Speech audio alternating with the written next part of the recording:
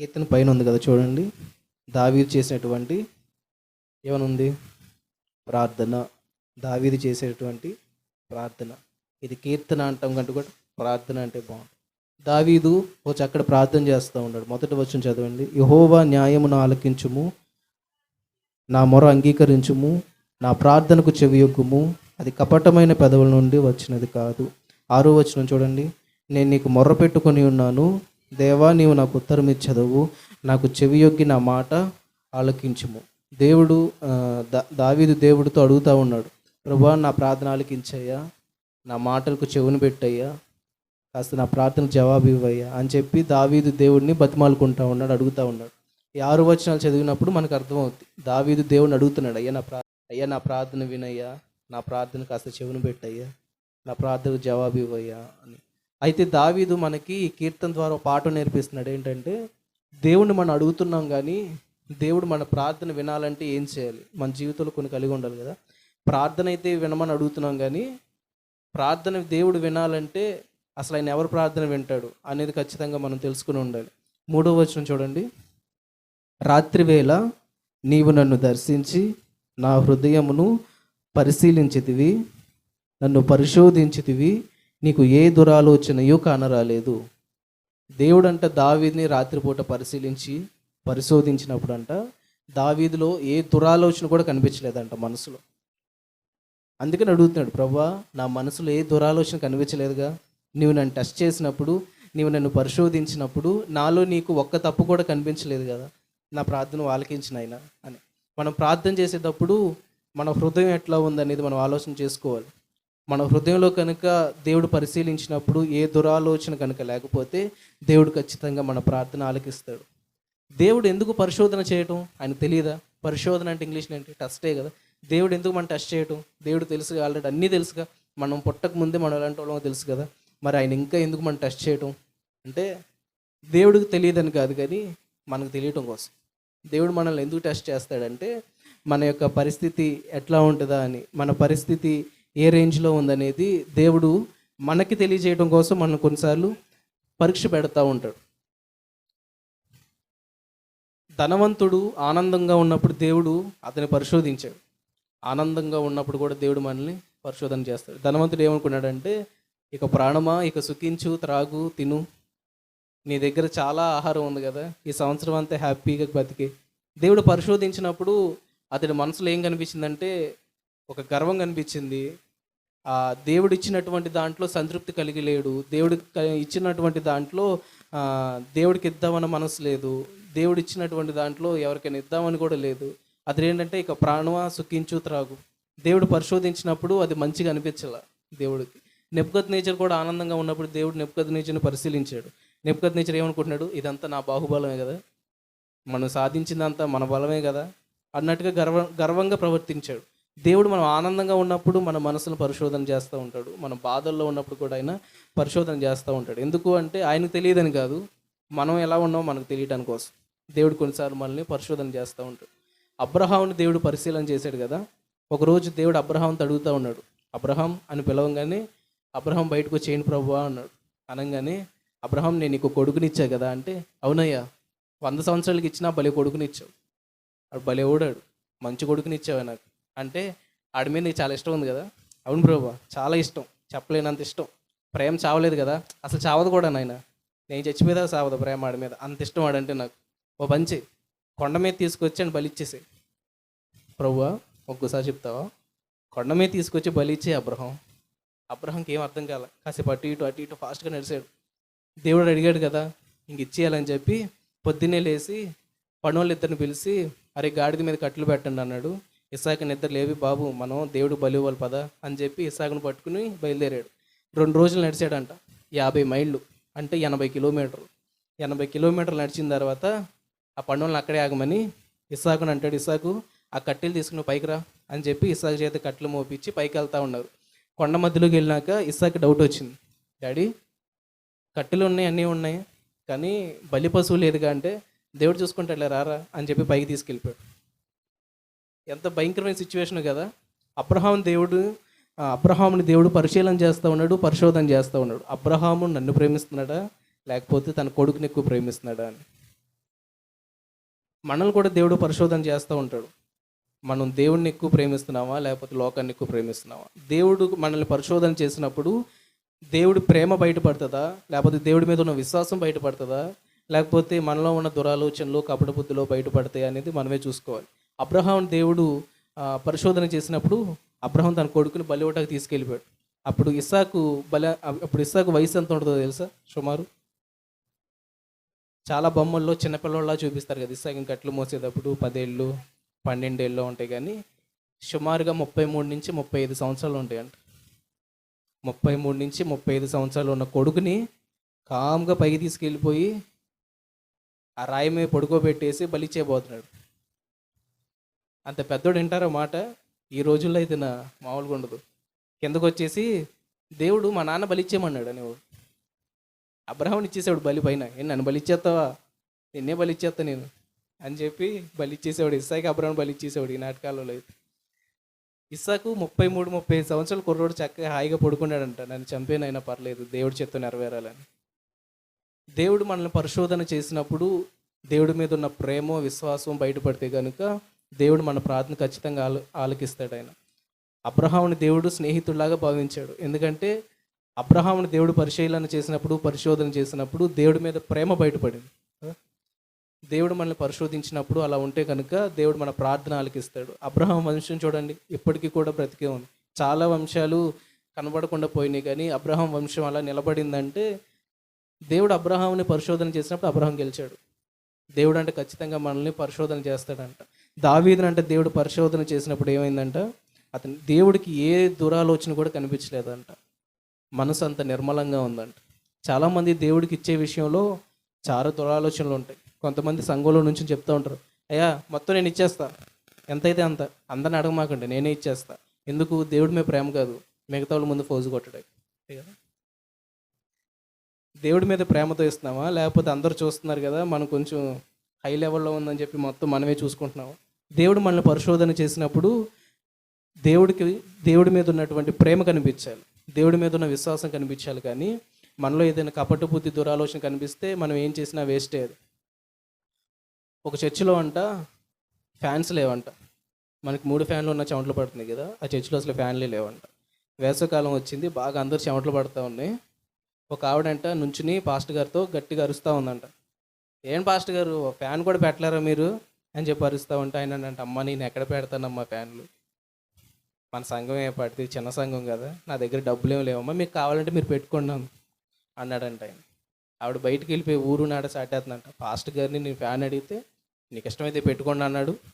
ఆయనకి అసలు అంతేంటి, అసలు చర్చి పెట్టినప్పుడు ఫ్యాన్లు పెట్టలేడా అని చెప్పి అది ఇదని అరిసి సంఘం అంతటిని పోగు చేసి వాళ్ళందరితో అందంట, మీకు ఒక ప్లాన్ చెప్తాం, ఫ్యాన్లు కొందాం, 3 ఫ్యాన్లు మనమే పెట్టుకుందాం, పాస్టర్ గారి ఫ్యాన్ పెట్టవద్దు, పాస్టర్ గారికి మాత్రం ఫ్యాన్ వద్దు, 3 మనమే పెట్టేసుకుందాం అందంట. అందరికీ అలాగే చేసి తర్వాత రోజు ఆదివారానికి వచ్చేసరికి ఫ్యాన్లని బిగించండి అంట. పాస్టర్ గారు చూసి చాలా ఆనందపడ్డాడంట, ఫ్యాన్లు బిగించేశారు మన వాళ్ళు మొత్తానికి, దేవుడు బాగా ప్రేరేపించి ఉంటాడని చెప్పి పైకి వెళ్ళి చూస్తే ఫ్యాన్ లేదంట ఈయన పైన. అదేంటమ్మా మీరు అందరు ఫ్యాన్లు పెట్టుకున్నారంటే, ఇష్టమైతే పెట్టుకోమన్నారు గయ్య గారు, మేము పెట్టుకున్నాం, మీ ఫ్యాన్ మీరు పెట్టుకోండి అందంట. ఆయన అన్నాడంట ప్రార్థన చేసేటప్పుడు, ప్రభువా నాకు కూడా ఫ్యాన్ పెట్టేలాగా వెళ్ళి ఎవరో ఒకరిని ప్రేరేపించిన ఆయన అని చెప్పి ఆయన ప్రార్థన చేస్తే అంటే ఒక ఆవిడ ఎదురు కూర్చుందంట. ఆవిడ అంటే చేయెత్తి, పాస్టర్ గారు మీ బాధ నేను చూడలేకపోతున్నా, కానీ వచ్చే వారానికి మీకు కూడా ఫ్యాన్ పెట్టించేస్తా అందంట. సరే వచ్చే వారానికి ఫ్యాన్ బిగిచ్చేసిందంట పైన. చాలా ఆనందపడ్డాడు ఆయన, అబ్బా నాకు కూడా ఫ్యాన్ బిగిచ్చేశారు, విశ్వాసం ఎంత మంచోళ్ళు అని. ఆవిడ అందంట, పాస్టర్ గారు ఇది చూసుకోవటమే కానీ వేసుకోవటం ఉండదు అందంట. అదేంటమ్మా అంటే, నువ్వు ఫ్యాన్ తిప్పితే దామే పేర్లు ఎవరు కనబడతాయి, నువ్వు ఫ్యాన్ తిప్పొద్దు అందంట. ఆయన మళ్ళీ ప్రార్థన మొదలుపెట్టాడంట, ప్రభువా చూసుకోవడమే కానీ వేసుకోవడం లేదంట ఆయన, ఇలా మనసు కనికరించిన ఆయన, మనసు మార్చిన ఆయన. దేవుడు మనకి ఇచ్చేటటువంటి విషయంలో, మనం దేవుడికి ఇచ్చేటటువంటి విషయంలో దేవుడు మనల్ని పరిశోధన చేసినప్పుడు దేవుడి మీద ప్రేమ కనిపించిద్దా, లేకపోతే మన డాంబికాలు కనిపిస్తాయా? ఫ్యాన్లు ఆపేసి పేర్లు కనిపించాలని కోరుకుంటావా? కొంతమంది కుర్చీలు ఇస్తారు, ఆ కుర్చీలని మొత్తం పేర్లు ఉంటాయి వెనకాల. 10 కుర్చీలు ఇచ్చారంటే 10 కుర్చీల మీద బోల్డ్ లెటర్లో రాస్తారు పేర్లు.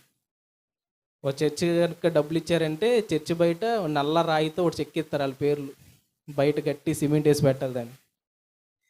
అలా చేసినప్పుడు దేవుడు మనల్ని పరిశోధన చేస్తే ఏం కనబడిద్ది? మన డాంబికాలు కనిపిస్తాయి కానీ దేవుడి మీద ఉన్న ప్రేమ కానీ దేవుడి మీద ఉన్న విశ్వాసం కానీ కనిపించదు. దావీదునంట దేవుడు పరీక్షిస్తే ఏం కనిపించిందంట? ఒక్క దురాలోచన కూడా కనిపించలేదంట. అందుకని దావీదు ప్రార్థన దేవుడు వింటాడు. ఇంకా ఉంది చూడండి, కిందే ఉంది వచనంలో, నోటి మాట చేత నేను అతిక్రమింపను.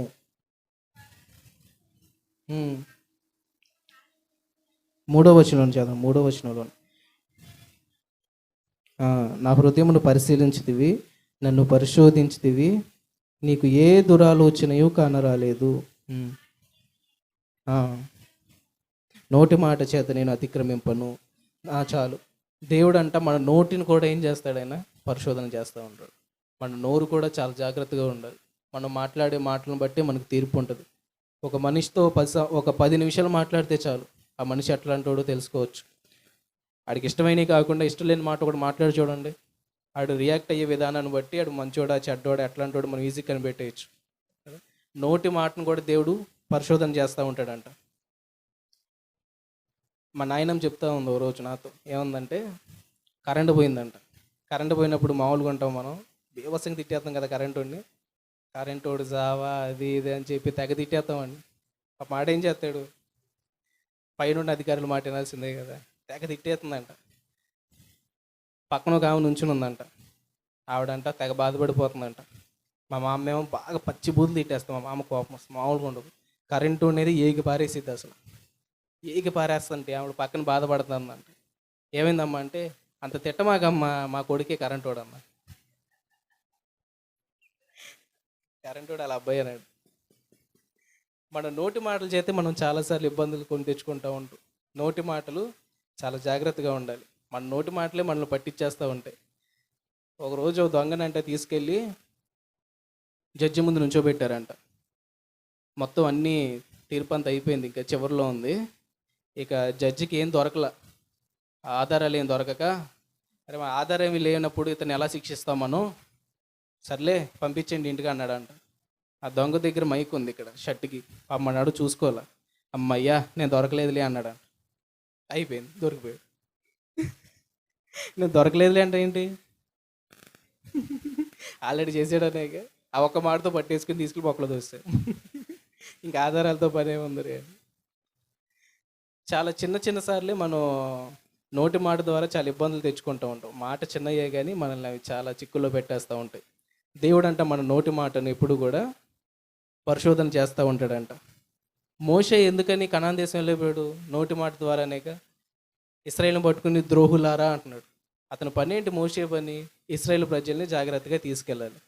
జాగ్రత్తగా కనాన్ దేశం తీసుకెళ్లాల్సిన మోషే వాళ్ళని పట్టుకుని, ద్రోహులారా మీకు నీళ్ళు ఇవ్వాలా, మీకు మన్నా కురిపించాలా, మిమ్మల్ని ఏమైనా చంటి బిడ్డల్లా చూసుకోవాలా అని చెప్పి కొంచెం కఠినంగా మాట్లాడేసరికి దేవుడు కోపం వచ్చింది మోషే మీద. మోషే అంత గొప్పోడిని కనాన్ దేశం తీసుకెళ్ళాలి. మన నోటి మాటతో మనం మాట్లాడే మాటలు మనల్ని చాలా ఇబ్బంది పెట్టేస్తూ ఉంటాయి. మత్తయి సువార్తలో ఉంటుంది చూడ మాట, 5వ అధ్యాయం.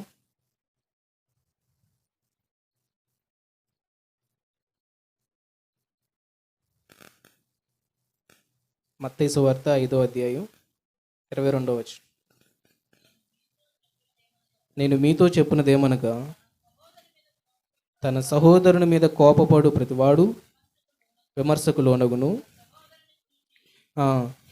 వ్యర్థుడా అని చెప్పువాడు మహాసభకు లోనగును, ద్రోహి అని చెప్పువాడు నరకాగ్నికి లోనగును. అక్కడ సహోదరుని మీద అని ఒకటి ఉంది కదా, కింద చదవండి ఏముందో. కింద 1 అని ఉంది కదా, కింద చూడండి ఫుట్ నోట్లో. నిర్నిమిత్తముగా. ఎవరైతే నిర్నిమిత్తంగా కోపపడతారో, ఎవరైతే ఊరకనే ద్రోహి అంటే ఎక్కడికి వెళ్ళిపోతాడంట? డైరెక్ట్గా నరకానికి అంట. ద్రోహి అంటే పచ్చిబూతులు తిడితే ఏమైపోతారు? ద్రోహి అంటేనే నరకానికి వెళ్ళిపోతే, సహోదరుని చూసి పచ్చిబూతులు తిట్టేవాడు ఎక్కడికి వెళ్ళిపోతారు? ఇంకా ఇక చెప్పలో నరకంలో కూడా కూరుకుపోతాడు ఇక లోపలికి వెళ్ళిపోయి. మన నోటి మాటను దేవుడు పరిశోధన చేసినప్పుడు మన నోటి మాట కనుక మంచిగా పవిత్రంగా ఉంటే ఆయన మన ప్రార్థన ఆలకిస్తాడంట. దావీదు నోటి మాట ద్వారా ఎప్పుడు కూడా తప్పేవాడు కాదు, నోటి మాటను చాలా జాగ్రత్తగా ఉండేది. అందుకని దావీదుని ప్రార్థన దేవుడు వినేవాడు, దావీదు అంత గొప్పవాడయ్యాడు. దేవుడు మన ప్రార్థన కూడా ఆలకించాలంటే మన నోటి మాటను కూడా మనం చాలా జాగ్రత్తగా చూసుకోవాలి. 3వ చూడండి, 17వ కీర్తన 5వ వచనం. నీ మార్గముల యందు నా నడకలను స్థిరపరుచుకొని ఉన్నాను, నా కాలు జారలేదు. దావీదు చేసినటువంటి పని ఏంటంటే మూడోది, ఆయనంట నడకలను స్థిరపరుచుకొని ఉన్నాడంట. ఎవరి మార్గాలు యందు? దేవుడి మార్గాలు యందు ఆయనంట తన నడకలను స్థిరపరుచుకుని ఉన్నాడంట. ఆయనకి కాలు జారలేదంట. ఆయన కాలు జారి పడిపోలా, ఆ మార్గాలు ఏందంట స్థిరంగా నిల్చున్నాడంట. అందుకని దావీదు ప్రార్థన దేవుడు ఆలకిస్తున్నాడు. మన ప్రార్థన దేవుడు ఆలకించాలంటే మనం కూడా దావీదులాగా దేవుడి మార్గాలు యందు స్థిరంగా ఉండాలి. కోరుకోరుకుని చిన్న చిన్న వాటికి పడిపోకూడదు, చిన్న చిన్న విషయాలకి కాలు జారిపోకూడదు. మనకి పెద్ద పెద్ద శోధనలు అవసరంలా, సాతాను రావ అవసరంలా. మనకి ఎప్పుడో పాత స్నేహితుడు కనిపించాడంటే మొత్తం మర్చిపోతాం భక్తి అంతా కదా. ఎప్పుడో పాత ఫ్రెండ్ ఒకరు కనిపించారనుకో, ఇక అంతే సంగతులు. ఇక భక్తి అన్నీ పక్కన పెట్టేసి అప్పుడు ఏం చేసాం మళ్ళీ అలా చేసేస్తాం వెళ్ళిపోయి.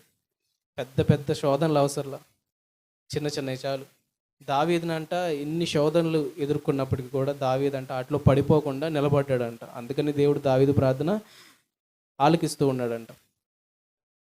ఒక రోజంట ఒక నక్క అంట ఒక బండిలో, పెద్ద బండిలో వానపాములు వేసుకుని అమ్ముకుంటూ వెళ్తుందంట. కథ మీకు అర్థం అవడం కోసం చెప్తున్నా. బండిలో అంట వానపాములు వేసుకుని నక్క లాక్కుంటే వెళ్తుందంట అమ్ముకుంటా. వానపాములు వానపాములు అంట వెళ్తుంటే పైనుంచి ఒక గ్రద్ద చూసిందంట. చూసి నక్క దగ్గరికి వచ్చి, నక్క నాకు ఆకలేస్తుంది, వానపాములు ఇస్తావా అని. అప్పుడు నక్క అందంట, నీ ఈక ఉన్నాయి కదా, ఈకలో ఒక ఈకు 3 వానపాములు ఇస్తా అందంట. ఆ గ్రద్ద అందంట, ఈక ఒకటేగా తీసుకోపో అని చెప్పి 3 వానపాములు తీసుకుందంట. తినిన తర్వాత అబ్బా భలే ఉన్నాయి వానపాములు, మళ్ళీ వెళ్ళిందంట. అరే ఇంకో ఏకెత్తా కానీ మళ్ళీ అని చెప్పి ఏకలు మొత్తం పీక్కుంటుంది, దానికి ఎత్తుందంట. ఏం చేస్తుంది? ఏకలు మొత్తం పీకి దానికి ఎత్తుంది. అది ఒక్కొక్క ఏకే 3 వానపాములు ఎత్తుంది. చివరికి చాలా ఏకలు పీకేసుకుని అంత స్పీడ్గా పైకి ఎగరలేకపోతుంది. ఇప్పుడు అంట నక్క ఒకేసారి ఎగిరా గద్ద పీక పట్టుకుని కిందకి లాగి తినేసిందంట. వానపాములు తింటే కడిపి నిండిద్దిలే అని చెప్పి దాని ప్లాన్ అది. గ్రద్దనే వేసేసింది ఎరకి, వానపాములు ఎరకి. సాతాను గడు కూడా అంతే, చాలా చిన్న చిన్నగా మనల్ని చిన్న చిన్న శోధనలో పెట్టి ఏం చేస్తాడంటే పడేస్తూ ఉంటాడు. మనకు నచ్చినయే మనకి ఎరగా వేసి లాగేస్తూ ఉంటాడు చాలా తేలిగ్గా. దావీదంట అలాంటి శోధనలో కూడా ఏం చేశాడంట, పడిపోకుండా నిలబడగలిగాడంట. మనం కూడా పడిపోకుండా నిలబడగలిగితే కనుక ఖచ్చితంగా మనం దేవుడు అంట మన ప్రార్థన ఖచ్చితంగా ఆలకిస్తాడంట. ఇశ్రాయేలీయులు అయితే అలా పడిపోయారు, కానీ దానియేలు పడిపోలేదుగా. దానియేలు శోధనలో నిల్చుని ఉన్నాడు. ఆ విగ్రహాలకు అర్పించినటువంటి ఆహారాన్ని తీసుకొచ్చి దానియేలు ముందు పెడితే నేను తిన్నాను ధైర్యంగా, చాలా టేస్టీగానే ఉంటుంది, అయినా కానీ నాకు వద్దన్నాడు. విగ్రహానికి మొక్కమంటే, రాజుగారి విగ్రహానికి నేను మొక్కను, కావాలంటే సింహాల బోనికైనా వెళ్తానని చెప్పి సింహాల బోనికైనా వెళ్ళాడు. కానీ దావీదు అతిక్రమింపుల మార్గాలు యందు స్థిరంగా నిల్చున్నాడు దానియేలు. అందుకే దానియేలు ప్రార్థన దేవుడు ఆలకించాడు. మన ప్రార్థన దేవుడు ఆలకించాలంటే ఫస్ట్ ఏం చెప్పాను, మన హృదయాన్ని దేవుడు పరిశోధించినప్పుడు ఏ దురాలోచన కనిపించకూడదు. అట్లాగే మన నోటి మాటను దేవుడు ఏం చేస్తాడు, పరిశోధన చేస్తాడు.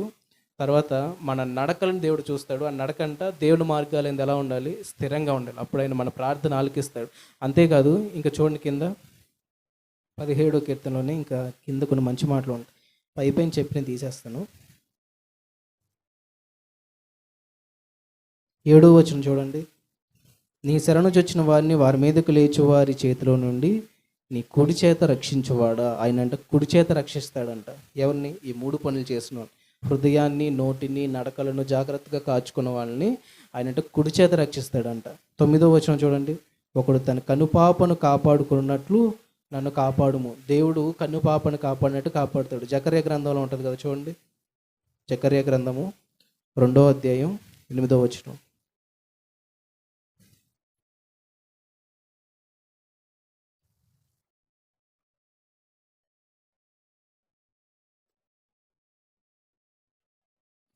జకర్యా గ్రంథం 2వ అధ్యాయం 8వ వచనం.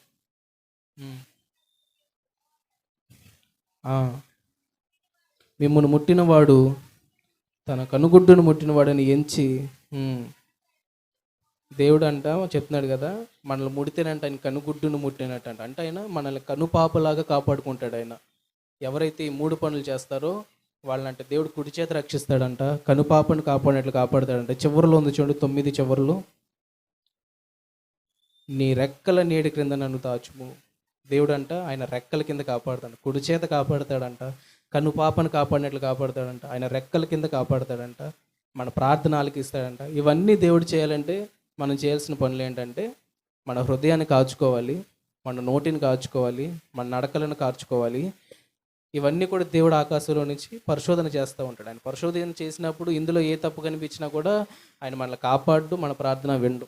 కాబట్టి ఇవన్నీ కూడా మనం పాటించే వరంగా ఉండాలి. దేవుడి మాటలు దీవించును గాక. ఆమేన్.